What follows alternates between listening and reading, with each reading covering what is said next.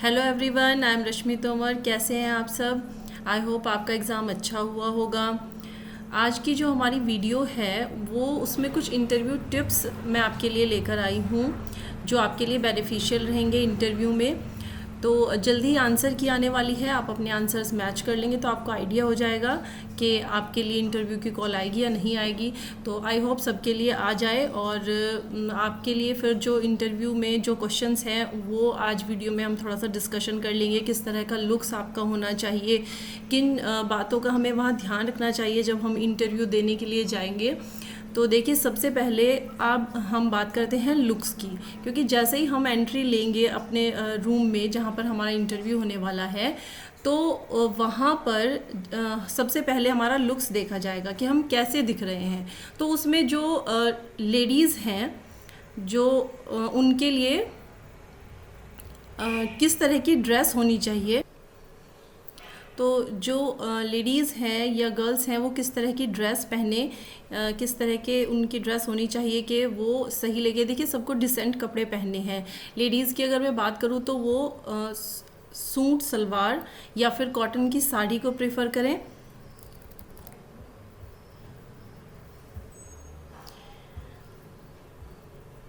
देखिए, इस तरह के सिंपल सूट, हो सके तो आप प्लेन सूट पहनिएगा, उस पर कोई प्रिंट ना हो, क्योंकि अगर किसी तरह का प्रिंट आपके सूट में है तो वो किस तरह का प्रिंट है उससे रिलेटेड क्वेश्चंस किए जा सकते हैं।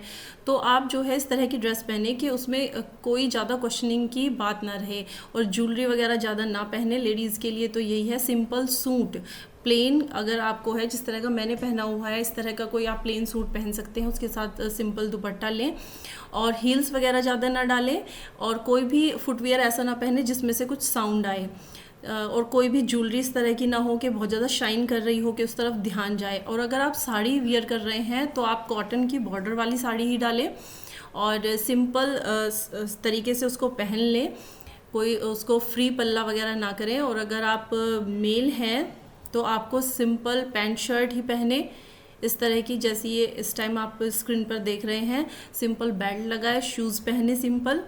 अब चलिए, ये तो हो गई हमारे लुक्स की बात। और हाँ, अपने बालों को आप, लेडीज़ के लिए आपके जो हेयर हैं आप हो सके तो उनको टाई कर लीजिए, और अगर आपको लग रहा है कि आप उसमें ज़्यादा अच्छे नहीं लगते हैं तो आप अपने हाफ टाई कर लीजिए बालों को। अगर आप ओपन कर रहे हैं तो थोड़ा मैनेजेबल आपके हेयर लगने चाहिए, ऐसा ना हो कि आपके बाल थोड़े बिखरे बिखरे लगें। ठीक है, चलिए, अब हम जैसे ही हमारे लुक्स की बात हो गई, अब हम अपने जैसे रूम में एंटर करेंगे तो क्या होगा, सबसे पहले हमें पूरे बोर्ड के जो मेंबर हैं उनको विश करना पड़ेगा। आई कांटेक्ट करें और सबको एक साथ विश ना करें कि आप कहें गुड मॉर्निंग एवरीवन, वो ना बोलें। आपको गुड मॉर्निंग की जो शुरुआत करनी है, जो वहाँ पर कोई लेडीज़ होगी आप मैम से शुरुआत कीजिए, उसके बाद आप सबको इंडिविजुअली विश करना कि गुड मॉर्निंग या गुड आफ्टरनून, जो भी टाइमिंग रहेगा। अब जब तक आपको बैठने के लिए ना कहा जाए आप ना बैठें, और जब बैठे तो आप बिल्कुल स्ट्रेट बैठें। कोई इस तरह से बैंड होने की या बहुत ज़्यादा हिलने डुलने की आपको ज़रूरत नहीं है। जब आप बैठ जाएं तो आपका जो इंटरव्यू के जो मेंबर हैं इंटरव्यू ले रहे हैं तो उनके साथ आई कांटेक्ट होना चाहिए। ऐसा ना हो कि आप बिल्कुल ऐसा लगे कि उनको घूर रहे हैं, या फिर ऐसा भी ना लगे कि आप उनसे नज़रें चुरा रहे हैं। एक नॉर्मल आई कांटेक्ट आपका होना चाहिए। सिट अप स्ट्रेट, आपको स्ट्रेट बैठना है। Pay attention to your hands, और अपने हाथों का आपको बहुत ध्यान रखना चाहिए, क्योंकि ये बातें करते हुए बहुत ज़्यादा कई बार हमारे एक्टिवेट हो जाते हैं।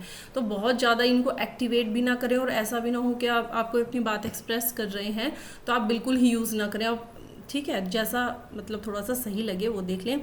बी रिस्पॉन्सिव, किसी भी क्वेश्चन के आंसर के लिए आपको आंसर देना चाहिए। अगर आपको नहीं भी आता तो आप सॉरी बोलकर बोल सकते हैं कि सर मुझे इसके बारे में नहीं पता। डोंट फिजिट, और अपने जो डोंट फिजिट मतलब ये कुलबुलाहट नहीं रहनी चाहिए कि हाथों पैरों को हिला रहे हैं, या आप अपनी गर्दन को बहुत ज़्यादा मूवमेंट कर रहे हैं, या आप अपने सर से गर्दन से बहुत ज़्यादा मूवमेंट कर रहे हैं। इस तरह की एक्टिविटीज़ ना करें, थोड़ा रिलैक्स रहें। देखिए, इंटरव्यू है, ऐसा नहीं है कि बिल्कुल ही कोई आप इतना ज़्यादा घबरा जाएं कि एक्स्ट्रा एक्टिविटीज़ आपकी दिखने लगें, ऐसा नहीं होना चाहिए। बिल्कुल नॉर्मल आप रहें इंटरव्यू में। और स्माइल अ लिटिल, और एक थोड़ी सी स्माइल आपके चेहरे पर होनी चाहिए। बहुत ज़्यादा ऐसा भी ना लगे कि आप बहुत ज़्यादा हंस रहे हैं और ऐसा भी ना लगे कि आप बहुत ज़्यादा नर्वस हैं। तो थोड़ा सा नॉर्मल आप स्माइल अपने फेस पर रखिए। अब कुछ क्वेश्चन आपसे, सबसे पहला जो क्वेश्चन होता है वो आपके बारे में ही पूछा जाता है। आपके इंट्रोडक्शन आपसे लिया जाएगा कि अपने बारे में कुछ बताइए। तो आप जो है अपने बारे में जब बताएं तो इस चीज़ को आप पॉइंट लिख कर ही पहले प्रिपरेशन कर लें, क्योंकि ये सबसे कॉमन क्वेश्चन है और 100% पूछा जाएगा, और इसी से फिर आपकी इंटरव्यू की शुरुआत हो जाती है। जिस तरह का आप आंसर देंगे इसमें, उसी तरह के आगे क्वेश्चन होने शुरू हो जाएंगे। अगर आप अपनी हॉबी बता रहे हैं तो इस तरह की हॉबी बताएं जिसके बारे में आपको बहुत ज़्यादा पता हो, नॉलेज हो।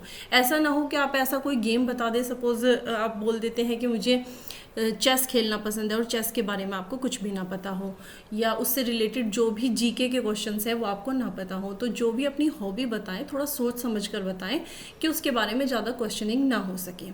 ठीक है। अब आपसे अगला क्वेश्चन आता है कि आप टीचर क्यों बनना चाहते हैं। भाई जिसके लिए इंटरव्यू हो रहा है वो तो पूछेंगे ही कि आप क्यों बनना चाहते हैं।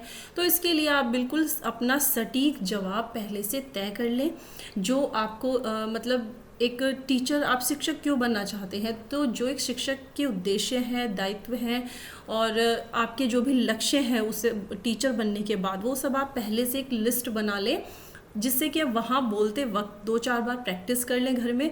बोलते वक्त कोई जो इम्पोर्टेंट चीज़ है वो मिस ना हो जाए, कि एक शिक्षक का क्या उत्तरदायित्व है, उसकी क्या एक समाज में भूमिका है, या भविष्य में आप अपने आप को किस तरह का टीचर चाहते हैं। इस तरह के क्वेश्चंस के जो आंसर हैं वो पहले से ही आप प्रिपेयर कर लें। ठीक है। तो आगे इस तरह के क्वेश्चन आपसे क्वेश्चन पूछा जा सकता है कि आप एक शिक्षक के रूप में केवी में ही क्यों शामिल होना चाहते हैं। तो देखिए, केवी के बारे में, यानी कि केंद्रीय विद्यालय का जो हिस्ट्री है उसके बारे में आपको अच्छे से पता होना चाहिए। मैंने अपनी जो वीडियोस हैं उनमें केवी के बारे में बताया था, आप एक बार उनको ज़रूर देख लें। अगर आपने नहीं देखी हैं तो उसमें केवी के बारे में, उसकी हिस्ट्री के बारे में बताया गया है। आप किसी भी शहर में काम करने के लिए तैयार हैं, इस तरह के क्वेश्चन पूछे जा सकते हैं। तो आप अपनी जो आपकी प्राथमिकताएं हैं, ऐसा ना हो कि आप एकदम से बोल दें कि हाँ मैं कहीं भी करने को तैयार हूँ, या बोले कि नहीं नहीं मैं नहीं कर सकता।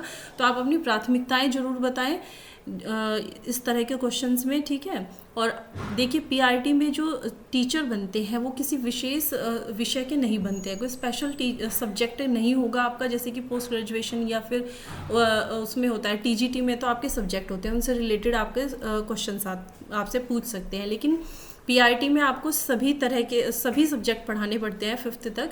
तो आपके जो ग्रेजुएशन का या पोस्ट ग्रेजुएशन का सब्जेक्ट है उनसे क्वेश्चन किए जा सकते हैं, तो आप उसको सब्जेक्ट को एक बार देख लें। ठीक है। और आपकी जो भी देखिए, ये तो मैंने क्वेश्चंस लिखे हैं, लेकिन ज़रूरी नहीं है कि सेम यही पूछा जाए, लेकिन इस तरह के क्वेश्चंस के आप आंसर फिर भी तैयार कर लें कि आपको क्या बोलने हैं। ठीक है। और देखिए, तो देखिए ये तो थे हमारे क्वेश्चंस, जिस तरह के क्वेश्चन पूछे जा सकते हैं।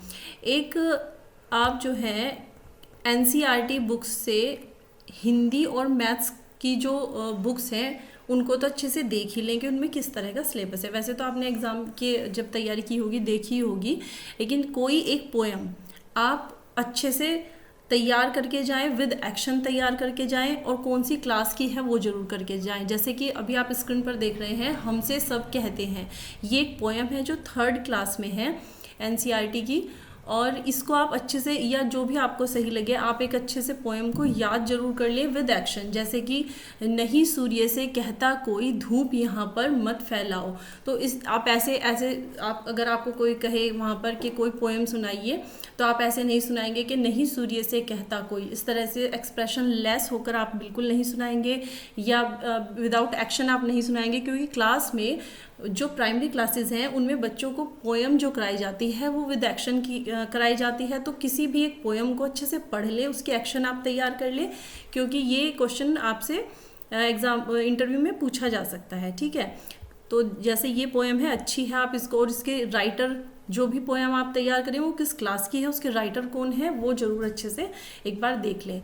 और देखिए, कोई भी कहानी, आप एक कहानी भी अपनी तैयार कर लें। बहुत छोटी छोटी कहानियां हैं बुक्स में, तो एक छोटी सी कहानी आप जरूर तैयार कर लें कि अगर आपको कहे कि कोई कहानी सुनाइए और उससे आपको क्या शिक्षा मिलती है, उस तरह की आप सारी बातें देख लें।